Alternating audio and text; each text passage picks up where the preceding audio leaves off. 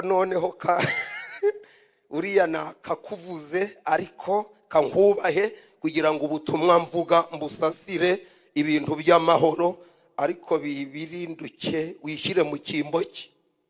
Haleluya.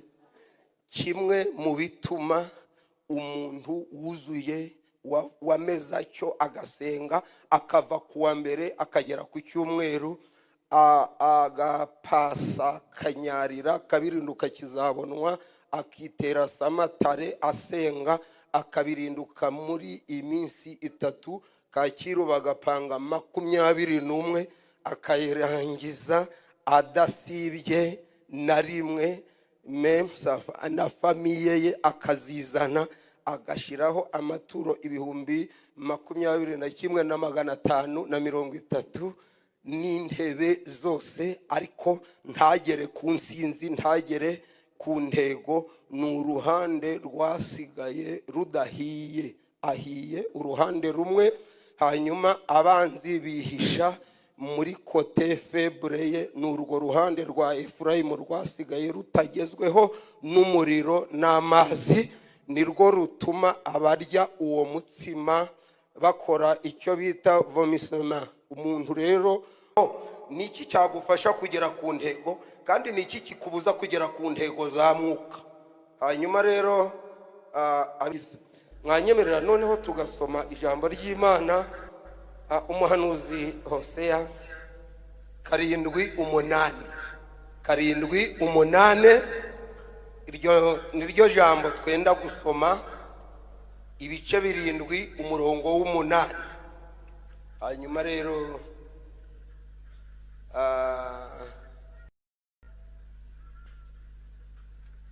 biravuze ngo abahabuze ni page 840 urakomeza kuhabura arahareba ageziwe. Ntabwo ari agahato hano, ntabwo ari muri gereza. Urabona ko hari nabanze kugura Bibiliya kandi ntacyo baza. Ubwo rero hano kandi kubaganiriza ngomba kubashira muri mudu y'ibyishimo. Imbuto z'umwuka n'urukundo n'ibyishimo n'amahoro. Muryoherwe rero. N'abatarabyumva kandi bazabyumva ngarutse. Bapfa kuba bazarama barumva n'ibya saa 8 ariko mbaterese mwangirira imbohe mukabyumva mukumva niki kibuza uyu muntu uvuga izindi mi kugera ku ntego. Kwasenga ariko ntagere ku ntego. Ndi kuvuga intego za mwuka. Haleluya. Efurayimu yivanze n'ayandi maki ameze nk'umutsima ugize ute uhiye ugashya uruhande mwihangane muvuge ngo amen. Hanyuma dusoza mu gitabo cy'abacamanza 9 hari igihe umuyobozi yagira ubwo batise kwatinda hari ntara ry'iminota oya ntonda ry'iminota kandi mwatetse. Ubwo naba nisondetse ndarya ibyo mwatetse iminota iraryisaha. Ndishimye kuko ndi mu mwuka. Muvuge ngo amen. Ibice 9 umurongo 50 haravuze ngo turi ku ntego ivuga ngo niki cyagufasha kugera ku ntego kandi niki kikubuza kugera ku ntego za mwuka. Hanyuma rero Abimeleki ahera ko agita Besa agandikayo arahatsinda. Hano ni muhace umurongo agira ute bwiro mwicaranye ngo niki cyatumye atsinda ariko ntarareho. Royizi kutabwiye uwo mwicaranye. Royizi ari Royizi ndi twajyanye iwanyu. Niki cyatumye arahatsinda. Ndi kuvuga iki kintu gitumye umuntu watsinze ariko atagera ku ntego adaserebura insinzi. Yego kuki atsinze ariko celebration y'insinzi ntibe. abitewe n'iki? Kuki ari muri Yehova Jire, ari mu ijwi, ari hano? Ibintu yari yabitsinze n'iki gitumye atagera ku ntego? Aho aranditse ngo ariko muri uwo mudugudu harimo umunara ukomeye, niho abantu bose b'uwo mudugudu bahungiye, abagabo n'abagore barikingirana burira hejuru y'uwo munara. Abimeleki ajya kuri uwo munara arawusakiza. Inzi ko mwisi kuki asakije gusakiza, arawusakiza? Ntabwo nzi ubusobanuro bwuzuye, nize make. Cyprien, ça veut dire quoi? Sakization, gusakiza. Ibyo nibyo mavuta y'umwuka, nuguze kukishima ukibagirwa n'agahinda karimuhira. Bwiro mwisharanye ngo nubwo yawusakije ariko ntiyararaho. Kuki asakije ibintu ariko ntarareho? Ni ka kantu kamwe nje kubaganiza ako gato. Dandi minute uraba umaze guhitamo uruhande wajyamo. Murakoze cyane. Amagambo mukomeje gusoma aravuga ngo ariko muri uwo mudugudu, muri uwo munara harimo umugore afata ingasire ayikubita Abimeleki mu gahanga, arakamena, amenwa agahanga. Umunsi yatsinze, umunsi yasakije, umunsi yatwitse inzugi, umunsi yari guserebura, niho bamumenye agahanga azize iki. Bibiliya iratubwiye ngo Efurayimu, mbibutse ko uyu wavuzwe nta gihari. Kuba mvuze uyu wapfuye simvuge mwe, nukugira ngo hatagira uvuga ko mbangamiye ubuzima bwe, naho ubundi uwo mvuga n'uwicaye. Ariko impamvu mvuze Efurayimu nukugira ngo ugire morali ko ntavuze izina ryawe, ariko noneho uriya nakakuvuze ariko kankubahe kugira ngo ubutumwa mvuga mbusasire ibintu by'amahoro, ariko bibirinduke wishire mu kimbo cye. Haleluya.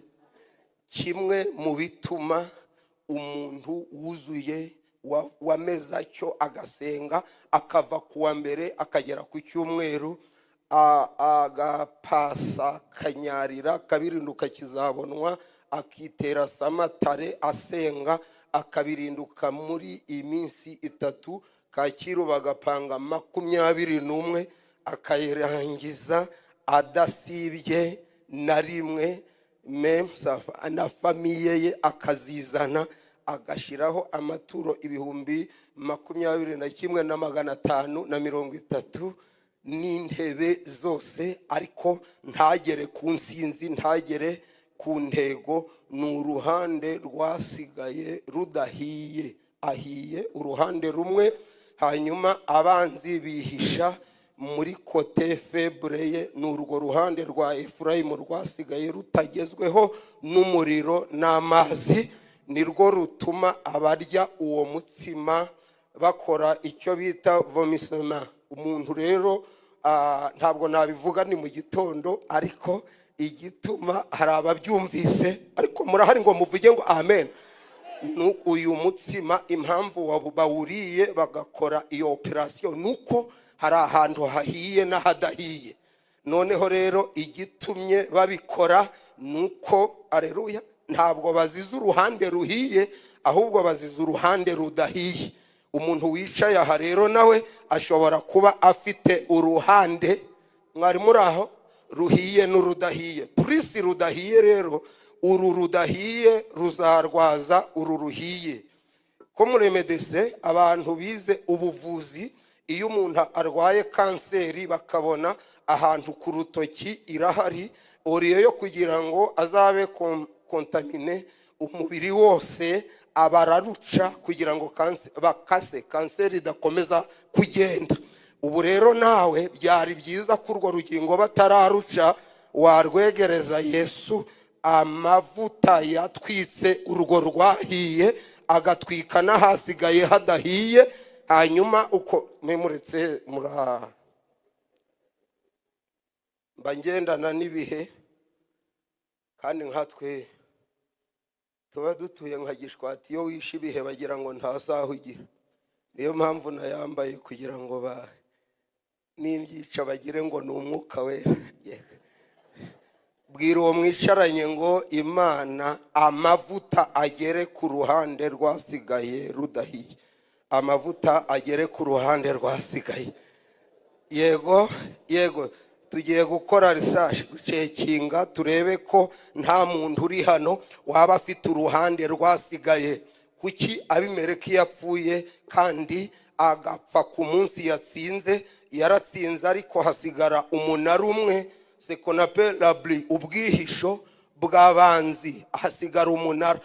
Indi minara yose arayisakiza, ariko yishwe n'iki? N'umunara yatsinze wo ukamunanira. Ukumumeze impamvu mubona abantu bavuga no mu ndimi ariko bagakora n'amahano, bafite iminara batashenye. Aho niho abazimu bihisha, akaguhanurira indege nta n'igicuku tuzagira. Ubwo abo bazimu baturutse mu ruhande rutahiye, ariko aya mavuta agereyo. Ko tugiye gusenga ngo amavuta agera hatageze, mwavuga ngo amen. Hanyuma icyatumye kuki katujye mu itangiriro, twagiye katufate kwa Aburahamu. Yari afite umudamu afite uruhande rutagezweho n'amavuta, rwitwa inda yari izibye. Yego, ariko izazibuka. Niki cyazanye amakimbirane mu rugo rwa Aburahamu? Nubwo yari afite amasezerano 10 bari bafite uruhande ikiganza kitarakoraho, noneho ibice 16 urwo ruhande rurwaza Sara cyane, kugeza ubwo avuze ngo nubwo yatuvuzeho. Aburahamu aramubwira ati wibuke ko marayika yaraye hano mu gitondo. Sara aramubwira ati yaharaye ariko ntiyakora. Aramubwira ati wibuke ko yatubwiye ngo tubari inyenyeri n'izuba n'ukwezi. Sara aramubwira ati nazibaza ariko hano ntihafunguka, ndashaka ko iyo yavuze igera naha. Nta bantu dufatanyije bavuga ngo amavuta agere ku ruhande rwasigaye. Urwo ruhande rwasigaye rero mwayimpera icyubahiro, kandi urwo rwasigaye rutuma urwara ugasekuri hano, ariko wataha ukamera. Yego, aramubwira ngo ibuka ko dufite amasezerano 18. Sara abaza umugabo we ngo ko ayo masezerano ntacyo yakoze aha. Abaragiye afata umuja we abwira Aburahamu ati ntitaye ku byo yatuvuze. Uru ruhande rurandwaje cyane, sinseka sindyoherwa. Bati izabana naho. Ati uru ruhande ko rutuma ntaba. Ati uzagira inka nyinshi. Ati ntacyo zamara uru ruhande. Bwira mwicaranye ngo mu ijuru barabyumva. Ariko Sara azana. Sara niwe mu mama wakoresheje ubukwe bw'umugabo we. Aravuga ati ibinyobwa nzabishaka n'imitsima n'amatera ndayigura, nimurarane. Ntabwo yazize kudasenga, yazize uruhande rwasigaye. Uru ruhande ruraryana. Niyo mpamvu mu mavuta mfite ndi kugira ngo agere aho atageze, kugira ngo nawe ugere ku ntego. Yego, uwo tumwihorere. Aburahamu nawe yari arufite rwa hano ku mufuka witako, sekonapere la pauvreté, ubukene. Noneho yari afite amasezerano 10 nangahe, ariko ntarumiya. Noneho yumva baravuze ngo uransizo nsigende, abasore bariho ariko nta kashi, aba ntacyo uvuze imbere, mwitonde iminota itagera. Noneho rero ageze kwa Abimeleki aravuga ati nshingiye ku nzara dufite, uyu ntabwo akiri umugore wanjye, arazira uruhande rwasigaye rudakora runo rw'intoza. Imana nawe uzi ko ibyaha waguyemo by'ubusambanyi 80% urazira ubukene. Bakubwira bati 15,000 uracyanga ngo ukavuga uti iyo gupfa none yagira ute yapfa ejo. Murakoze cyane.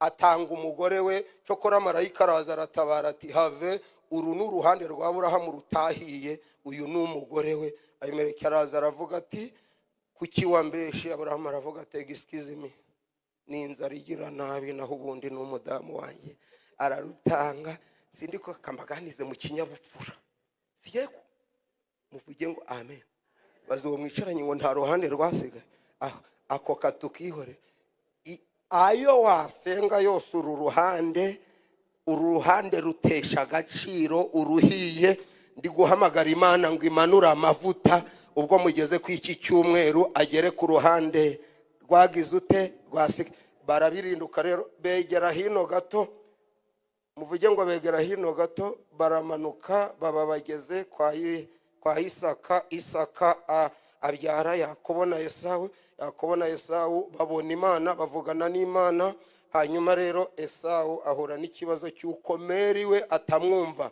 bagasenga ariko ivuta ntiryagera kuri mama we umunsi bavuze batuze tuguha umugisha nibwo Meri we yarebye ihene yifatanya na Yakobo ari igihe uri hano ugasenga bigakora ariko Meri wawe na Peri bidacamo aya mavuta agere no ku babyeyi bawe yego mutuze cyane nte areka ariko haleluya iri vuta riterwa n'imuhira nuko rero igihe Esawu ari kuvuga tukayifata ukagira na hafite uruhande rwo muri famiye rutahiye nuko Meri abaga ihene bayereka ise aravuga ati Yakobo fata umugisha Esawu atashe aravuga uriya mwana baramwangaga cyane reba abantu bamwimye ibishimbo ngo agurishe impano ye kandi mu mategeko ariko Meri wiyabimuha singe wahera Esawu nyamara Imana ibamfashire twakomeza ari umwana witwa Gahini yari afite uruhande rutahi ariko agasenga kubi akajya no ku musozi ariko agira ingumu y'ababogiseri babogisa impanga bakayimena noneho rero mwene nyina Aberi agira ngo ubwo bajyanye gusenga yarakijijwe naho Gahini afite uruhande ruriho Gahini ageze Imana ivuze mwitonde ubu hari amakorara agira abantu batahiye urwo ruhande iyo ucunze gato muri aruto hakabamo ufite urwo ruhande rwa Gahini uririmbisha inkomere cyo kora mwagera hano muti wera naho impanga yarazimaze muhora mu makipe n'udukomite tutagira iyo uri mushumba rero ukagira mu kidiyakoni ufite urwo ruhande rutahiye agutungisha ariko ari abantu turi kumwe ngo twigerere kuri Dawidi intego nuko amafuta agera kuri urwo ruhande rwasigaye mwakwihangana mukavuga ngo ahagere none ko mutamumpera icyubahiro yemwe ayo mavuta agira ute zamura volume ku ruhande rwagize ute vuga ngo uruhande rubisi iki kimwe mu bituma utagera ku ntego ufite uruhande ruhiye urwo ruhande ruhiye iyo uvuze ngo iya bamfite amababa kuko hano hahiye baravuga ngo tumuhinga ubwo ugeze ku ruhiye ariko baba bataguhaye mikrofone bakaba bageze ku rutagize uti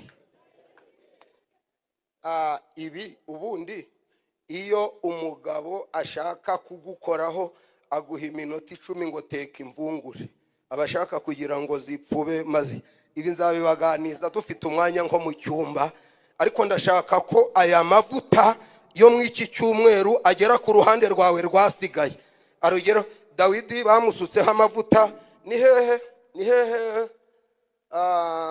wase mama Joshua ni bayamusukewe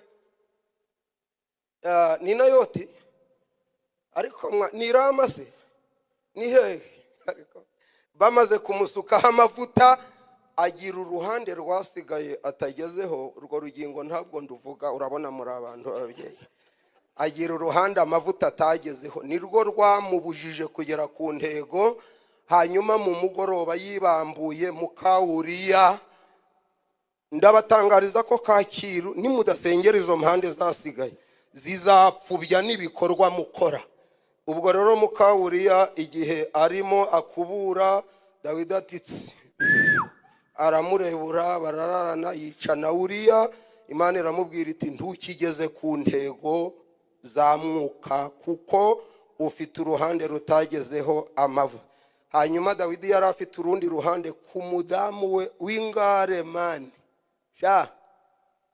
ngo umunsi isanduku yatashe kuko ayo mavuta bashize kuri David ntabwo yageze ku mugore we. Umugore we yakomeze kumera nk'ishoka nk'agahanga k'ifuni imena urukukuri, we yararubiye ngo igihe isanduku yatashe iteraniro ryose ngo Yehova n'abantu bo bwijwi bose ngo bararangurura ngo nimishimire Uwiteka ngo isanduku itugarutsemo. Biro mwicaranye ngo ayo mavuta ntiyagera ku uwo mugore, ngo Dawidi aje hejuru agarutse umwiterura. Umugore ati vayo nkubwira umenye uri we, amashuri wize urayazi? Dawidi ati ndayazi ariko nta mashuri aruta isanduku y'Imana. Hari amashuri aruta isanduku y'Imana ngo ukerekana amatako se ngo maba abantu muba mutangana waje umenya ko. Ngo rero uwo mwicaranye ngo yari yarashatse urushako rudafatwaho n'amavuta. Urwo rushako rutuma utuzura umwuka wera, urwo rushako rutuma utuzura umwuka wera. Ushaka usenga irindwi ariko uratahira kwa kuwo muziranenge. Uhagarara hano uti haleluya bati amen. Waregu kumuhira urenga ibi ugariyi uti no alafe alavuga ati wa mugore w'Imana yimitse yavanye so ku ngoma. Umugore turanyibukije ututse na data atuzapfa. Dawidi ati nkuwasizwe amavuta uzapfa udahetse. Umugore abingumba kandi isandugu yatashe. Kuki isandugu yatashe umuntu akaba ingumba kandi isandugu itaraza atari yagumbashe? Arazira uruhande rwasigaye rutagize ute rudahe. Urwo nirwo rukoze kuba mwareka nkavuga Nowasi azamuka ageze aha, azamutse ageze hano mu nguge ahakiriye avuza turi umwami, ariko avamo afite uruhande rudahiye rwo gukunda agashariye, akantu kica inzoka gakura za mibe amenyo ka des médicaments contre les quoi. Abakobwa be nabo bakaba naba yari umuntu nyine wakoreye Imana, ariko n'abana be basomaho gake bavuga bati peri ntiyazisoma. Icyo mbaganije muzawuzura, muzatitira, muzabyina, muzagirute, ariko kugera ku ntego bizabagora mugifite urwo ruhande. Ndahanura sindi umupfu, hari icyo mbatse. Nariye Rwandegisi nahariye, naraye mu babikira nahaze, hari ibiryo mbatse. Ndabahanuriye ngo uru ruhande nimutaruzanira Yesu ukavuga ngo mpanagurwe hehe hamwe se ku munwa ku mpanga, makiyaje y'umunwa ntibuze ibitutsi gusohoka mu muntu. Bo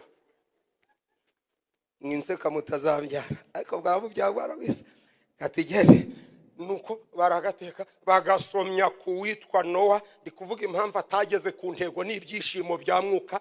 Amaze kugasoma yambara ubusa yobegwa ko yasinze, ngo hakaba hari uruhande rw'urubyaro utazize urubyaro ziriki urushako. Noneho witwa Kanani nawe ngo abafashe n'urugero, abafashe tachi afotora amapariti sexuelle ya periwe arabipositinga ngo murebe uko pera ameze. Haba hari abana batagezweho n'amavuta ku buryo umuzana no gusenga bikananirana.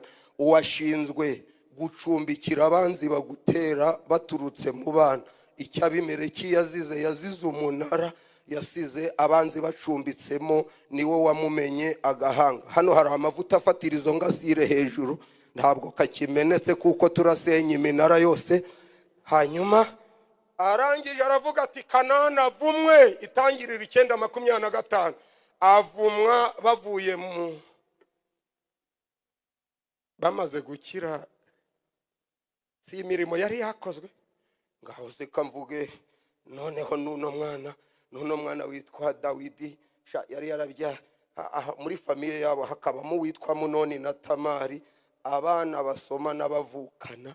Akaza naho Dawidi ati intare yaza ati batariko Dawidi afite iduba ati nda batariko afite amavuta yaza kuri Goliath ati iro mwicaranye ngo ariko ayo mavuta ntiyagera mu rubyaro. Muranyemerera aya mavuta agere no mu bo twabyaye ko ariho biryoha. Bwira uwo mwicaranye ngo niyo biryoha. Iyo umwana avuze ati haleluya, mama we akavuga ati amen, bafisi bati haleluya, abazavuka bagasimbukira mu nda. Ayo mavuta agera ku ntego. Ariko iyo urugo rucumbikiye umwanzi, nta wirinda umuzimu yubakiye niyo amukubitishije inkuba hapfa ibisabo byo mwanyina. Turakomeje cyane. Hanyuma kambabwira kandi kamwe, ariko ko mbona hari umwana witwa Peter yari afite uruhande ruvuga ijambo, ariko ubukene bwaramwokamye.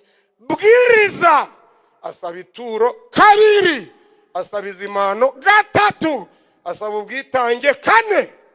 Ati ngiye kuroba. Ntabwo ajyanweho no kwanga Imana, ajyanwe n'uruhande rw'ubukungu bwifashe nabi. Ubu impamvu wataye umurimo hari ugata korari, ntabwo ari ukwanga korari. Uzi ko iyo baririmbye uhaguruka, habaga n'igihe uvuye aho ukajya kubyumva. Ariko uru ruhande rwanze amavuta rugera. Ko turi gusoza se kadusoza. Hanyuma Munoni afata Tamari ise ari mu mavuta, nuko baramubwira bati nubwo ufite amavuta mu bana byakomeye.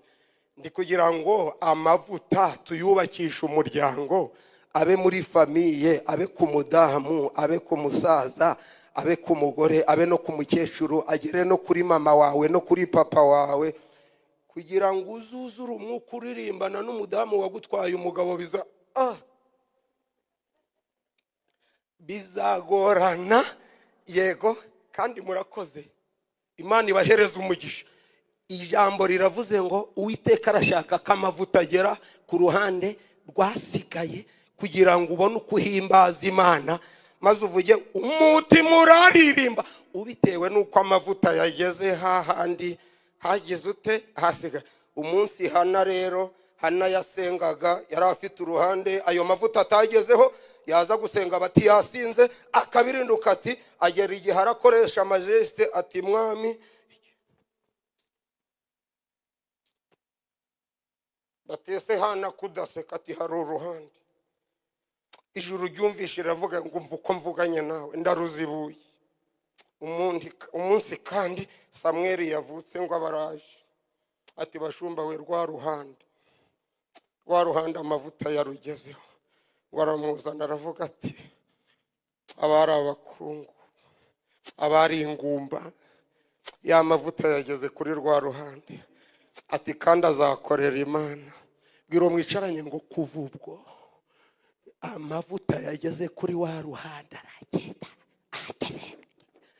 Hari ahantu utavuga ariko Imana yirahavuze, ayo mavuta agereyo. Hari ahantu utabwira abashumba, ayo mavuta agereyo. Utari wiyahura, ayo mavuta agere ku urwo ruhande utabwiraga gurupe, ayo mavuta agere kw'ibyo byanze. Mwihangane muvuge ngo ahagere, kandi turi kujya guse. Hanyuma nuriya munara bari bagutegererejemo, mva itangazo riturutse Siyoni, nuriya munara uturukamwe amahembe, uturukamwe abakonikoni, uturukamwe amarozi n'ibihato n'imikasiro, ushye batarakumena. Iryo ni itangazo rivuze ngo uyu munsi habaye umunezero uvuga ko ntacyo kibaye, kuko umwami yavumbuye umunara. Bwira uwo mwicaranye ngo umwami yawuvumbuye. Umwami yavumbuye umunara bari bihishemo ngo uzapfa udahetse, bari bihishemo ngo uzapfe udatsinze. Ndakumva mwami, bari bihishemo ngo uzapfa udakize.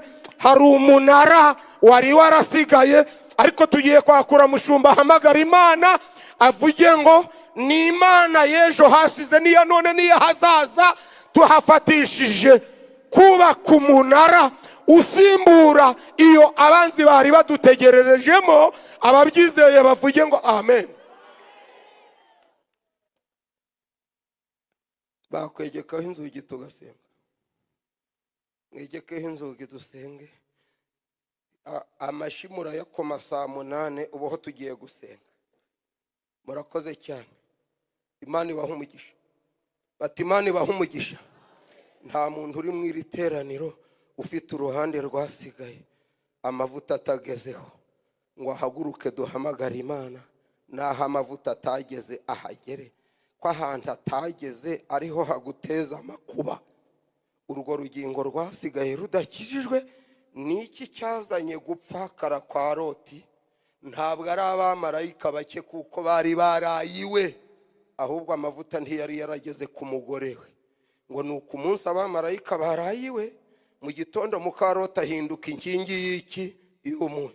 Hanyuma Yehova yire muzahimba indirimbo ivuga ngo namenye impamvu umuntu atsinda saa 4 akarara agapfa saa 8, ngo ni uruhande rwasigaye rudahiye rutagezeho amavuta.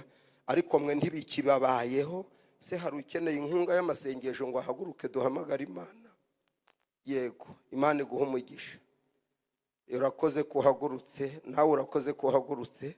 Yego, cyokora harahaguruka abantu 100.